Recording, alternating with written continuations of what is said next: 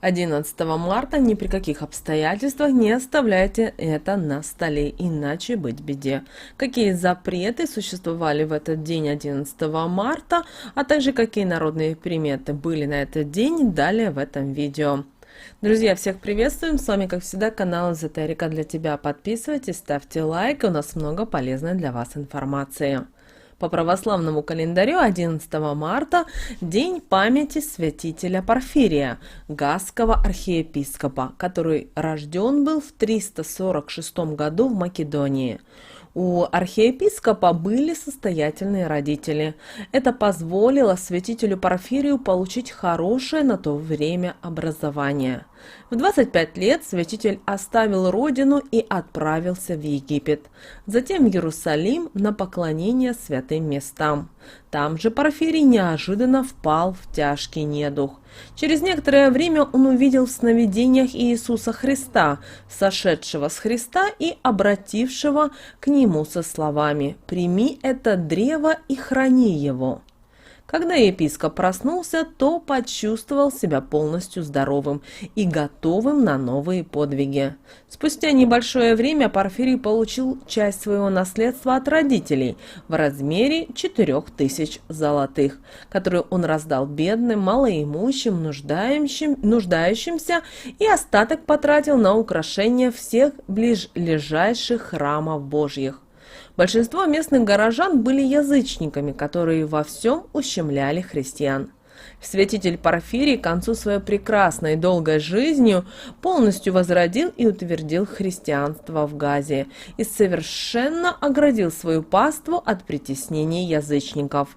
По молитвам великого святителя совершались многочисленные деяния, чудеса и даже исцеления. В рассказах пишут, что Порфирий в течение 25 лет наставлял архиепастырь словесное стадо и представился в преклонном возрасте аж в 420 году. Также 11 марта связано с многими этот день с великими людьми. В этот день отмечают День памяти преподобного Севастиана Пашихонского, а также День памяти мученика Севастиана и, конечно же, Великий пост. На День памяти Порфирия 11 марта мудрые люди в те времена говорили: «Ранняя весна ничего не стоит, а поздняя обманет». Несмотря на улучшение погодных условий, рабочие и крестьяне боялись приниматься за полезные работы, ведь риск и опасность заморозков была еще очень велика. Все говорили, что если ударит холод, все посевы тут же погибнут, а если снег растаял на День Порфирия, он скоро еще выпадет. Поэтому мудрые крестьяне говорили, что не стоит ничего сажать в этот день, так как может заморозок еще ударить.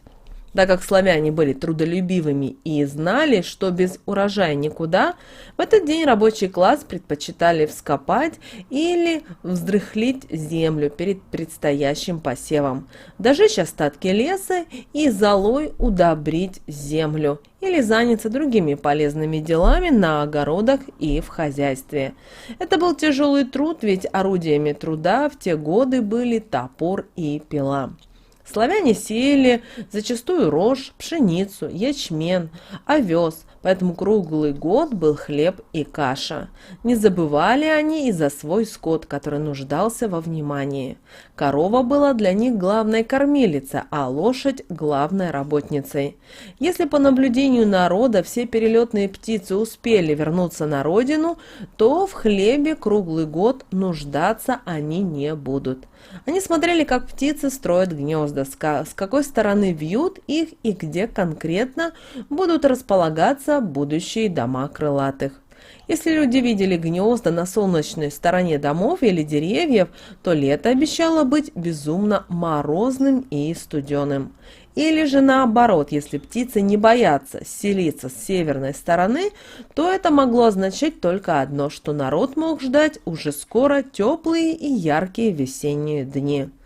Также грачи напоминали славянам за холод. Если увидели, что грачи прилетают, то все же ждали холодного и затяжного лета. А если воробьи сбивались и группировались в маленькие стайки, все шло к сухой и теплой погоде летом. Многие птицы, которые жили рядом с людьми, при наступлении холодов улетали в теплые края, но только не голуби. Эти пернатые оставались человеком, и наши предки верили, что они подсказывали им своим поведением о погоде. Если голуби прятались под крышу их дома или в сарае, то это говорило о том, что будет еще холодная погода. А если они уже вылетали из своих теплых и уютных домиков и сбивались в малые группы, то говорилось это о том, что будет очень скоро тепло и комфортно во дворе. Тепло очень ждали в народе, всех ждал грядущий посев, молитвы и после долгожданный урожай. Вороны начинали даже крутиться вокруг людей, когда чувствовали положительную погоду. И это же все было неспроста. Они таким образом символизировали о начале теплого сезона для людей. Когда утром видели густой туман, все сводилось к дождливому и влажному дню. Вечерний туман, наоборот, символизировал теплое и благоприятное утро завтрашнего дня.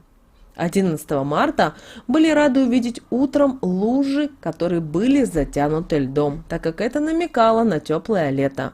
А если дул сильный и мощный ветер, то люди кричали, что вот-вот придет конец всеми нелюбимым заморозкам.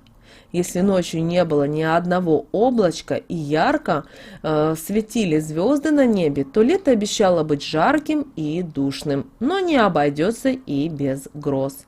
Те люди, которые подготовили землю в посадке взрыхлили ее и перекопали, накормили, а также убрали за скотом, могли ехать на рыбалку. Наши предки говорили, что 11 марта был для этого и остается благоприятный день. Поэтому советовали ловить язя, плотвы, окуня, так как на них припадал самый большой клев в этот день. Поэтому не откладывайте и вы планы съездить на рыбалку, так как улов вам точно обеспечен. В этот день святитель Порфирий ходили слухи, что стоит себя вести очень культурно, не плевать и не играть с веревками. Если в этот день брали веревку, говорили, что в роду будет самоубийца, а если кто-то плевал в реку, то у того человека отнимется язык. Все плохие слухи распространялись, чтобы избежать или уберечь людей от плохого, научить или вбить людям в привычку делать только правильные вещи из раза в раз. 11 марта было запрещено знакомиться с девушками. Сегодня также отмечают именины люди с именами Анна, Иван, Петр и Сергей. Также наши предки в этот день строго-настрого соблюдали определенные запреты. Знаете, сегодня нельзя на столе оставлять было пустую посуду. Считалось, что домовой, который любит порядок в доме, в этот день может решить, что пустые плошки и чашки – это нежелание хозяйки трудиться по дому и будет чинить всевозможные неприятности и создавать проблемы хозяевам дома. Также в этот день в старину верили, что мужчинам нельзя было общаться и знакомиться с привлекательными девушками, иначе под видом красавиц могут скрываться кикиморы, и знакомство с ними обернется сплошными неприятностями. Вот такой, друзья, у нас с вами день 11 марта по народному календарю. Ну а далее у нас с вами лунный календарь на 11 марта 2022 года. По лунному календарю нас с вами ожидает 9 и 10 лунные дни. Растущая луна в знаке зодиака Рак. Не стоит опасаться, но вплотную приблизился один из самых неблагоприятных дней. Он связан с периодом обольщений, иллюзий, обманов и искушений. Также этот день сложен еще тем, что человек все еще переживает те трансформации, которые произошли с ним накануне. Трудно смириться с новым положением вещей и своими новыми взглядами.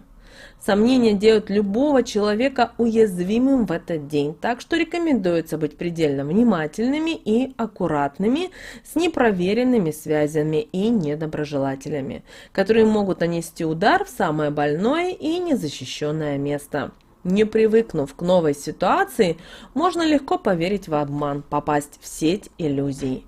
Эти заблуждения впоследствии самым отрицательным образом могут сказаться и на карьере обманутого человека, а также на его здоровье и даже на личной жизни. Внешний мир сегодня будет атаковать плохими новостями, различными искушениями и не самыми, к сожалению, положительными эмоциями. Раздражаясь на все эти волнения по малейшему поводу, можно проявить себя в этот день не с самой лучшей стороны. Если заранее настраивать себя сегодня на полосу неудач, день таким и получится. Просто будьте осторожнее, контролируйте свои эмоции и не допускайте сегодня плохих мыслей. Только так можно спастись от негатива этого дня. И внимательный, детальный анализ всего, что будет сегодня происходить, поможет уберечься от враждебной энергии и избежать неверных решений. Если все-таки не удалось избежать неприятностей, отчаяния и злость, то знайте, это сегодня плохие попутчики. Принимайте все произошедшее максимально спокойно, помня о том, что безвыходных ситуаций не бывает. Любая ошибка – это бесценный приобретенный опыт, который послужит вам неплохую службу в будущем. Обязательно исправьте тот негатив, который случился. Это позволит проявить вам с лучшей стороны себя. Бывает, что в этот день, кстати, приходят плохие, дурные вести, поэтому постарайтесь в этот день не реагировать на них слишком эмоционально. Возникающие бурные эмоции можно утихомирить дыхательными упражнениями, а день следует провести все-таки спокойно, в будничных делах и трудах. Не стоит начинать ничего нового.